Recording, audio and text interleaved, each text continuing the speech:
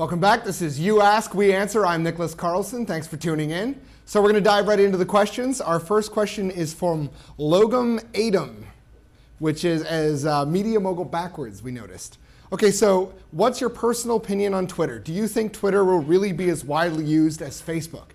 I don't think so, and I think the reason that is because Twitter is a great tool for people who love to talk about themselves, talk about the world, and just want to get as much content as possible.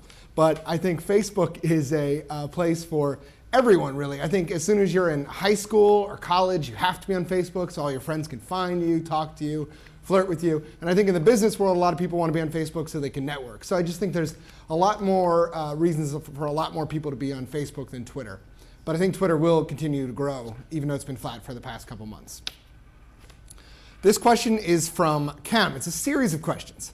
And it starts with, how long can the social gaming bubble last a la Zynga? Now, first let me say it's lovely to hear someone call something in the space a bubble again. It's pretty exciting. I don't know if it's a bubble, though. I think that maybe, just maybe, these companies have found a way, a new revenue model, a new thing to charge people for. So what happens is people get addicted to a game, and it's a turn-based game. You play it over and over, and you want to move more quickly in the game, so you put a little tiny bit of money into the game to accelerate your progress. I think that people have been getting addicted to video games for 20, 25 years now, and I don't see any reason why they would stop now. Instead of buying a video game, you play it for free and get addicted and pay much less money to move more quickly. I don't think there's a bubble in the idea of that happening. Maybe there's a bubble in valuations, but with people buying, with EA buying Playfish for $400 million, it seems like exits are there. So I think expect more money to come into the space. So the answer is not soon. Why don't you guys run more survey polls? We should. You're right. Because we're too lazy. We're too lazy, says Henry Blodgett. And we're going to fix that. Kem, we're going to fix that. We're going to run more.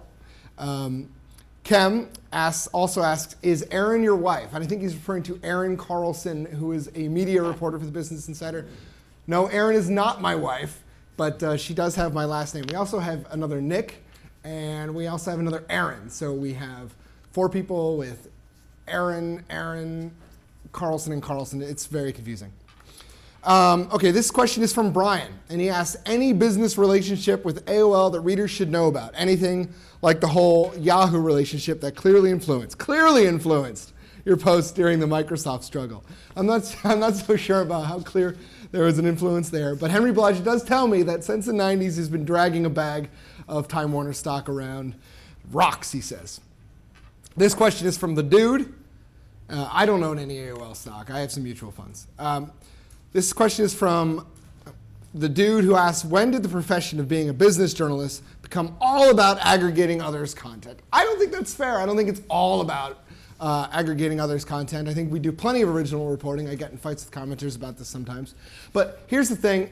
If you would rather not have us bring stories to your attention, you don't have to come here. You can just go to bookmark 25 different sites and go there every morning. If that's the way you'd rather do it, then that's the way you'd rather do it. This question is from this is a series of questions from Sam Goldbricker. What magazines, if any, do you subscribe to? Well, I get Wired for free from their PR team. I paid $10, I think, to subscribe to Vanity Fair because they had a big subscription push going about a year ago. And I also have been subscribing to The New Yorker for a while. I think my wife gets Runner magazine. It's hard to find time to read all of them. Mostly they just sort of stack up in my house. And if I was a little bit less lazy, the kind of person who put more polls in the site, I also might be a person who unsubscribed to a few of these magazines and just read their articles for free on the internet. But, and what magazines do you expect will publish their last issues in 2010?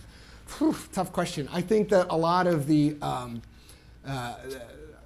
aspirational magazines that are overlapping, like if you can see Gourmet magazine going down, you might see a lot of overlapping Condé titles. They have like several cooking magazines all in the same space. They have a couple wedding magazines, things that overlap at major publishers. Sam Goldbricker asks, this is our final question. He also asks, in the movie version of Business Insider, who should play it? We went to myheritage.com and came up with 2 answers. The first was Philip Seymour Hoffman. But the second one was Kate Beckinsale, and I found that very, very interesting, creative idea. Well, anyway, thanks for tuning in. Don't forget to submit questions for next week's You Ask, We Answer. I'm Nicholas Carlson. Thanks so much.